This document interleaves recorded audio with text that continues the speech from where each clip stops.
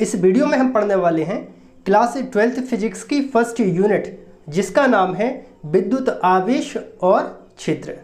और इस यूनिट के अंतर्गत हम पढ़ेंगे कूलाम का नियम। इंग्लिश में इसको हम बोलते हैं कूलाम्स लॉ। कई लोग इसको कूलाम का व्युत्क्रम वर्ग का नियम भी बोलते हैं। अच्छा, एक बात बताइए, जैसे एक धनावेश है और इसके पास में एक और धनावेश है, तो इन दोनों धनावेशों के मध्य कौन सा बल लगेगा? जल्दी बताइए, इन दोनों आवेशों के मध्य कौन सा बल लगेगा? प्रतिकर्षण बल लगेगा। ये दोनों आवेश एक दूसरे से हटने का प्रयास करेंगे। चलो ठीक है, इतनी बात हमें समझ में आ रही है। अब मान लीजिए हमारे पास एक माइनस आवेश है और एक और माइनस आवेश है, तब इन दोनों आवेशों के मध्य कौन सा बल लगेगा? सर कोई बताने वाली बात नहीं है, इनके मध्य भी क्या लगेगा? प्रतिकर्षण बल लगेगा। ये भी एक दूसरे से क्या करेंगे? हटने का प्रयास करेंगे। चलो इतनी बात भी हमें समझ में आ रही है। फिर देखो, यहाँ पर एक प्लस आवेश है, एक माइनस आवेश है। अब एक धन हो गया और एक ऋण हो गया, तो सर इसमें भी हमें कोई दिक्कत की बात नहीं है। ये दोनों आवेश एक दूसरे को आकर्षित करेंगे। चलो बिल्कुल बात क्लियर है। ऐसे धनावेश होते हैं तो प्रतिकर्षित करते हैं, ऐसे ऋणावेश होते तो ये भी प्रतिकर्षित करते हैं। परंतु ऐसे धनावेश और ऋणावेश होते हैं तो वो एक दूसरे को क्या करते हैं? आकर्षित करते हैं। बच्चों को पता है, कोई दिक्कत की बात नहीं है। पर बेटा आप हमें ये बता दो कि ये कितने बल से एक दूसरे को आकर्षित या प्रतिकर्षित करते हैं, तो माने इसका आकर्षण या प्रतिकर्षण बल का मान हम नहीं बता सकते हैं। तो इसी को बताने के लिए, इस आकर्षण और प्रतिकर्षण बल को बताने के लिए ही वैज्ञानिक कूलाम सर ने इस नियम को दिया है। और इस नियम को हम क्या कहते हैं? कूलाम्स लॉ कहते हैं। क्यों दिया? क्योंकि आकर्षण और प्रतिकर्षण बल का हमें मान मिल जाए, हमें पता चल जाए कि कितने बल से ये आकर्षित या प्रतिकर्षित कर रहे हैं। इसलिए इस नियम को कूलाम के नियम से जाना जाता है। अब कूलाम सर ने अपने इस नियम में 3 बातों को सम्मिलित किया। सबसे पहली बात देखिए, उन्होंने कहा किन्हीं दो बिंदु आवेशों के मध्य लगने वाला आकर्षण, यदि धन और ऋण है तो क्या करेंगे? आकर्षित।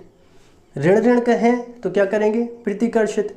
तो किन्हीं दो बिंदु आवेशों के मध्य लगने वाला आकर्षण या प्रतिकर्षण बल का मान उनके आवेशों के परिमाणों के गुणनफल के अनुक्रमानुपाती होता है। ये उन्होंने पहली बात बताई। यहाँ पर हम नोट कर देते हैं, F अनुक्रमानुपाती Q1 गुणा Q2। ठीक है, मतलब आवेशों के जो भी परिमाण हैं उन परिमाणों के गुणनफल के अनुक्रमानुपाती होता है। कौन होता है? आकर्षण या प्रतिकर्षण बल होता है। ये उन्होंने पहली बात बताई।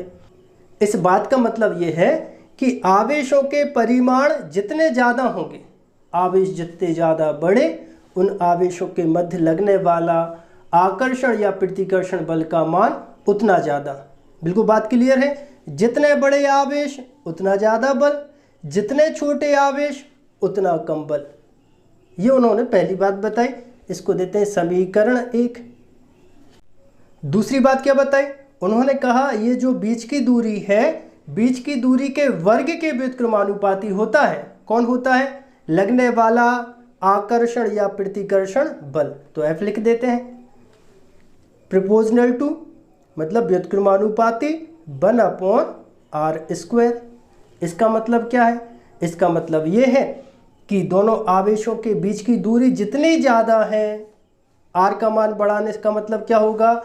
दोनों आवेश जितनी ज़्यादा दूरी पर हैं उनके मध्य लगने वाला आकर्षण या प्रतिकर्षण बल का मान उतना कम होगा। बात समझ में आ रही है? r का मान ज़्यादा तो F का मान क्या होगा? कम होगा। वैसे भी आप पहचान लीजिए, कोई राशि यदि अंश में है, ऊपर लिखिए, जैसे मान लो Q1 Q2 ऊपर ही लिखा जाएगा ना, तो Q1 Q2 के मान को बढ़ाओगे तो F का मान बढ़ेगा। अंश वाली राशियों के मान को बढ़ाने पर मुख्य राशि का मान हमेशा बढ़ता है, और हर वाली राशि के मान को बढ़ाने पर मुख्य राशि का मान क्या हो जाता है? कम हो जाता है। R ज़्यादा F कम। R कम मतलब दोनों आवेश एक दूसरे से जितनी कम दूरी पर होंगे उनके मध्य लगने वाला आकर्षण बल या प्रतिकर्षण बल या कूलाम बल बोल दो इसको, उस बल का मान उतना ज़्यादा क्या होगा, उतना ज़्यादा अधिक होगा। आर का मान कम तो एफ का मान ज़्यादा, आर का मान ज़्यादा तो एफ का मान कम। ये उन्होंने दूसरी बात बताई, तो इसको देते हैं समीकरण नंबर 2। तीसरी बात क्या बताई, तीसरी बात कूलाम सर ने ये बताई कि यहाँ पर ये जो बल है, ये बल दोनों आवेशों को मिलाने वाली रेखा के अनुदिश कार्य करता है। मतलब ये वाली जो रेखा है आवेशों के केंद्र से मिलाती है। बात समझ में आ रही है? इस आवेश के केंद्र से दूसरे आवेश के केंद्र को जो रेखा मिलाएगी, उस रेखा के अनुदिश ये बल कार्य करता है, आकर्षण या प्रतिकर्षण बल। भाई देखो ना, अगर बल प्रतिकर्षण बल है तो वो इस दिशा में भी लग सकता था, इस दिशा में भी लग सकता था, इस दिशा में भी लग सकता था, कोई भी दिशा में प्रतिकर्षण बल फेंक देता आवेश को। बट ऐसा नहीं है। क्या बताया कूलाम सर ने, दोनों आवेशों को मिलाने वाली रेखा के अनुदिश कूलाम बल कार्य करता है। ये उन्होंने तीसरी बात बताई। अब सुनो, एग्जाम में कैसे लिखोगे। सबसे पहले इसका स्टेटमेंट लिखना, कूलाम के नियम अनुसार किन्हीं दो बिंदु आवेशों के मध्य लगने वाला आकर्षण या प्रतिकर्षण बल का मान उनके आवेशों के परिमाणों के गुणनफल के अनुक्रमानुपाती तथा उनके बीच की दूरी के वर्ग के व्युत्क्रमानुपाती होता है। और तीसरी बात को भी लिख देना कि ये जो बल है दोनों आवेशों को मिलाने वाली रेखा के अनुदिश कार्य करता है। इन तीन बातों को आप याद कर लीजिए। पहला, आवेशों के परिमाणों के गुणनफल के अनुक्रमानुपाती। दूसरी बात, आवेशों के बीच की दूरी के वर्ग के व्युत्क्रमानुपाती। और तीसरी बात क्या, यह बल दोनों आवेशों को मिलाने वाली रेखा के अनुदिश कार्य करता है। लो साहब, हो गया कूलाम का नियम। अरे सर, आपने हम लोग को साहब बोल दिया। अरे मेरे साहब, साहब मतलब मेरे प्यारे बच्चों, आपके लिए ही बात कर रहे हैं। अब तो ठीक है। अब आगे देखो, इन दोनों समीकरणों को हम मिलाकर लिख दें। तो मिलाकर लिखेंगे तो क्या बनेगा, एफ व्युत्क्रमानुपाती Q1 Q2 बटे आर स्क्वायर। ठीक। अब देखो, इसको F के बराबर करें तो F बराबर करेंगे तो क्या आ जाएगा, एक कांस्टेंट आ जाएगा। तो यहाँ पर ये K एक कांस्टेंट आ गया। फिर कितना हो जाएगा, Q1 Q2 और अपॉन कितना, आर स्क्वायर। और बल का मात्रक क्या होता है, न्यूटन होता है। ऐसा कांस्टेंट आपने इसके पहले देखा है, ठीक है ना। गुरुत्वाकर्षण का नियम याद करो, जब 11th क्लास में न्यूटन का गुरुत्वाकर्षण का नियम पढ़ रहे थे तो वहाँ पर जी एक कांस्टेंट आया था। ऐसे ही यहाँ पर के को क्या बोलते हैं, कांस्टेंट बोलते हैं। पर यहाँ के कांस्टेंट में अंतर है, वो यूनिवर्सल कांस्टेंट था, पूरे ब्रह्मांड में उसका मान एक समान था। पर बच्चों यहाँ पे ये जो के आया है, इस के को क्या बोलते, बोलते तो कांस्टेंट है, बट ये यूनिवर्सल कांस्टेंट नहीं है। इसका मान किस किस पर डिपेंड करेगा, इसका मान डिपेंड करेगा कि इन दोनों आवेशों के बीच में कौन सा माध्यम है, वायु है, निर्वात है। और इसके अतिरिक्त मापन की पद्धति पर भी डिपेंड करेगा कि किस पद्धति में हम कूलाम के नियम की बात कर रहे हैं, एसआई पद्धति में बात कर रहे हैं कि सीजीएस पद्धति में बात कर रहे हैं, इस पर भी डिपेंड करेगा इस के का मान। ठीक है, तो चलो हम पहली पद्धति लेके चलते हैं, एसआई पद्धति, एसआई सिस्टम, एसआई सिस्टम पहली पद्धति। और इस पहली पद्धति में पहला पॉइंट है, जब दोनों बिंदु आवेशों के मध्य वायु या निर्वात है। ठीक है, हम क्या लेके चल रहे हैं, जब दोनों बिंदु आवेशों के मध्य क्या है, वायु या निर्वात है। ध्यान से देखो, ठीक है ना। जब दोनों बिंदु आवेशों के मध्य वायु या निर्वात है, और मापन की कौन सी पद्धति लेके चल रहे हैं, एसआई पद्धति। तो एसआई पद्धति में बच्चों ये जो नियतांक होता है, के होता है, इसका मान होता है के equal 1/4 pi epsilon not. Clear है, बात क्लियर है। एसआई पद्धति लेके चल रहे हैं और कंडीशन क्या रख रहे हैं, दोनों आवेश जो हैं उनके मध्य या तो वायु है या फिर निर्वात है। ऐसी जब कंडीशन हो तो कूलाम सर ने क्या बताया कि के का मान, इस नियतांक का मान होता है 1/4 पाई और इसको बोलते हैं एप्सिलॉन नॉट बोलते हैं। और ये जो 1/4 पाई एप्सिलॉन नॉट होता है इसकी कंप्लीट वैल्यू होती है बच्चों 9 × 10⁹। ठीक है, यहाँ पर 4 पाई की वैल्यू कितनी होती है 3.14 और एप्सिलॉन नॉट की भी जब हम कंप्लीट वैल्यू रख देते हैं तो हमें जो वैल्यू मिलती है वो मिलती है कितनी 9 × 10⁹। ठीक है, अब इसका हम मात्रक निकालते हैं। के का मात्रक देखो r² का ऊपर गुणा हो जाएगा तो क्या बन जाएगा, देखो f गुणा r², r का 3 गुणा कर दो तो f × r² हो जाएगा। अपॉन देखो फिर कितना बचेगा Q1 और गुणा Q2, इतना बचा। तो यहाँ पर देखो बल का मात्रक क्या होता है सर, बल का मात्रक न्यूटन होता है। दूरी का मात्रक बता दो सर, दूरी का मात्रक मीटर² होता है। यहाँ पर बता दो आवेश का मात्रक कूलाम होता है सर, तो कूलाम × कूलाम क्या हो जाएगा, कूलाम² हो जाएगा। ठीक है, तो कितना बन गया 9 × 10⁹ और ये बना इसका मात्रक, किसका, कांस्टेंट का। कब बना जल्दी बताओ, जब दोनों बिंदु आवेशों के मध्य वायु या निर्वात है तब। अच्छा, तो अब आगे क्या करें, तो आगे ये करें F अब यहाँ पर देखो K है तो K का तो मान आ गया हमारे पास, कितना आ गया 9 × 10⁹ Q1 Q2 बटे r²। और सर बल का मात्रक, अरे लिख रहे हैं भाई, बल का मात्रक न्यूटन।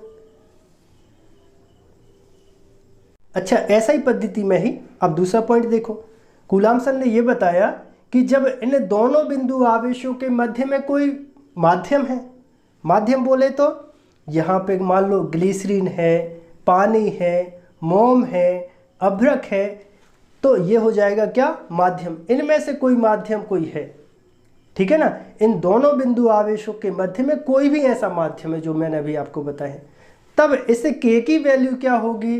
तो कूलाम सर ने बताया कि ऐसी कंडीशन में ये जो K है कांस्टेंट है, इसकी वैल्यू होती है 1/4 पाई एप्सिलॉन। वहाँ पे क्या आया था एप्सिलॉन नॉट, यहाँ पे क्या है एप्सिलॉन। तो इसको क्या बोलते हैं बच्चों, इसको बोलते हैं माध्यम की निरपेक्ष विद्युतशीलता।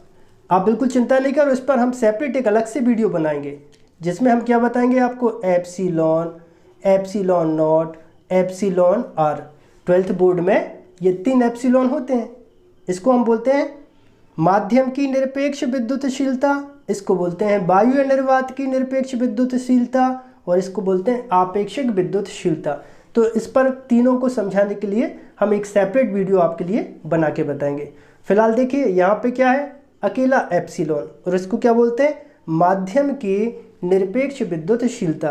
कूलाम सर ने क्या बताया, उन्होंने बताया कि जब दोनों बिंदु आवेशों के मध्य में कोई माध्यम है तो ऐसी स्थिति में ये जो नियतांक है इसका मान ये हो जाता है।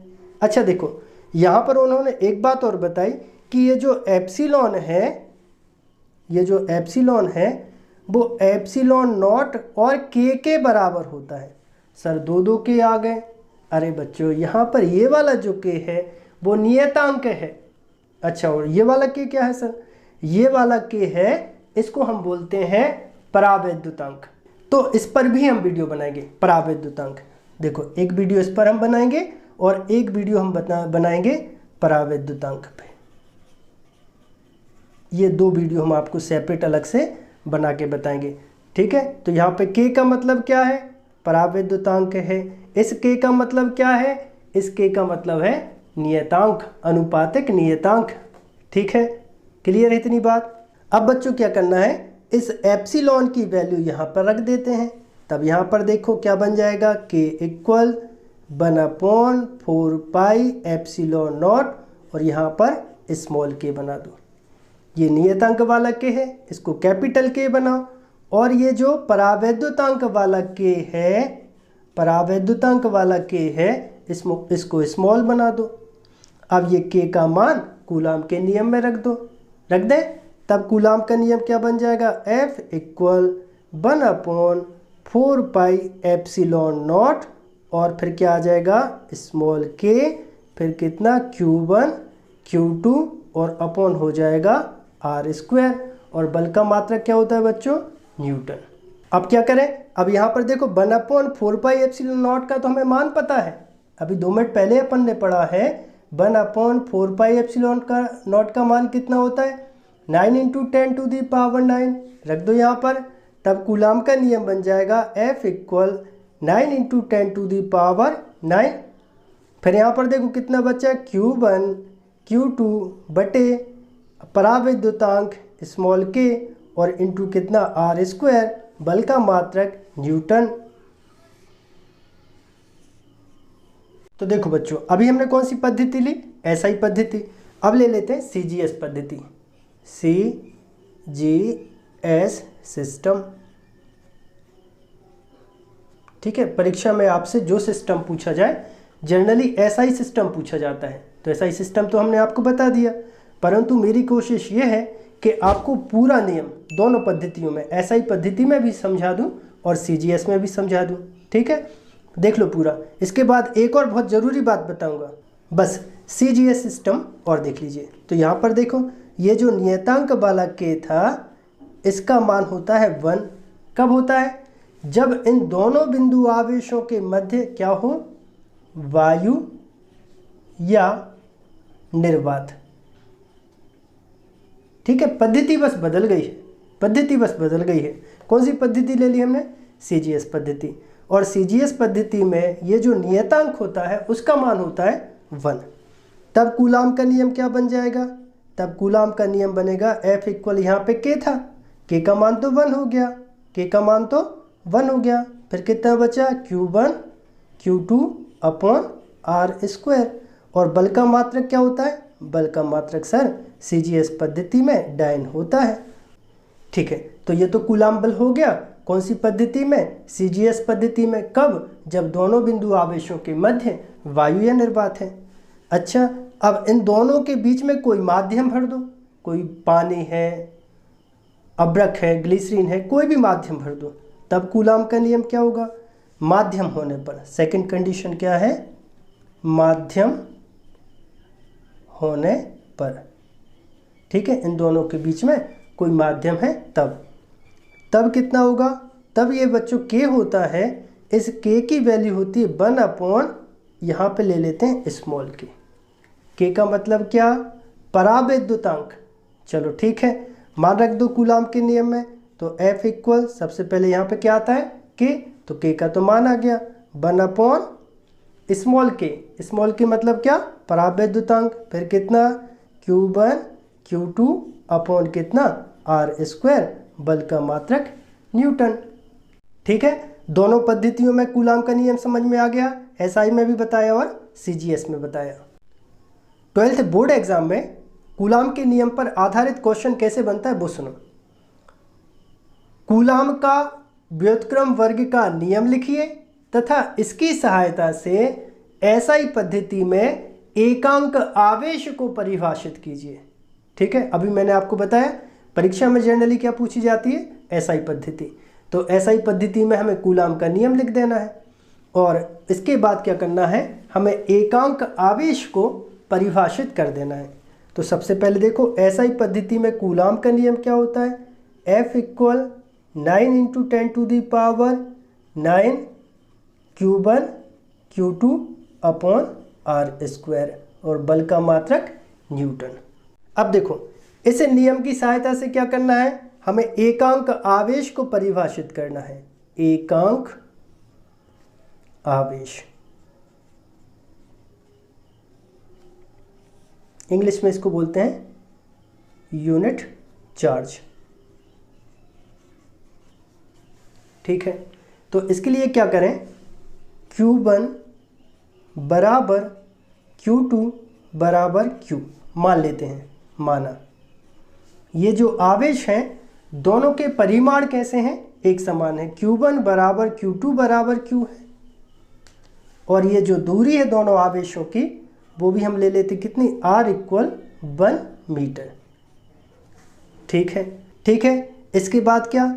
तो कूलाम्सन ने बताया ऐसी कंडीशन में यदि इन दोनों आवेशों के मध्य लगने वाला बल हो F इक्वल 9 × 10⁹ न्यूटन हो। अच्छा, इसके बाद ये देखो, ये सभी मान इस सूत्र में रख देते हैं, कूलाम के नियम में रख देते हैं। ठीक है सर, रखिए। F का मान कितना है 9 × 10⁹। ठीक है, क्या कर रहे हैं, सूत्र में ये सभी मान रखने पर, ठीक है, F का मान रख दिया। अब आगे क्या है देखो, सूत्र में पहले से कितना है 9 × 10⁹ है, फिर कितना है Q1 बराबर Q2 बराबर Q है, मतलब Q1 का मान Q, Q2 का मान Q, R का मान कितना 1 मीटर, तो यहाँ पर 1 का स्क्वायर लगा देते हैं। 9 × 10⁹ से 9 × 10⁹ कैंसिल हो जाएगा। ठीक है, तो यहाँ पर कितना बचा 1, यहाँ पे Q का Q में गुणा किया तो कितना हो जाएगा Q²। 1 का वर्ग कितना होता है 1, Q² के बराबर कर दो तो Q² बराबर करेंगे तो 1। ठीक है, या फिर Q के बराबर करेंगे तो कितना आ जाएगा ±1। यहाँ पर देखो, ये जो आवेश आया है इस आवेश को हम कहते हैं एकांक आवेश, और आवेश के इसी मात्रक को हम बोलते हैं बच्चों कूलॉम। क्या बोलते हैं, एसआई पद्धति में जो आवेश का मात्रक पढ़ा है यहीं से पढ़ा है, और इसको बोलते हैं क्या, कूलाम बोलते हैं। सुनो, अब यदि आपसे इतना और पूछ लिया जाए कि एकांक आवेश को परिभाषित और कर दो, तो इसके लिए क्या बोलोगे, यदि समान परिमाण के दो सजातीय आवेश वायु या निर्वात में 1 मीटर की दूरी पर स्थित होने से एक दूसरे को 9 × 10⁹ न्यूटन के बल से प्रतिकर्षित करें तो प्रत्येक आवेश को एकांक आवेश कहते हैं, और आवेश के इस मात्रक को क्या बोलते हैं, कूलाम बोलते हैं।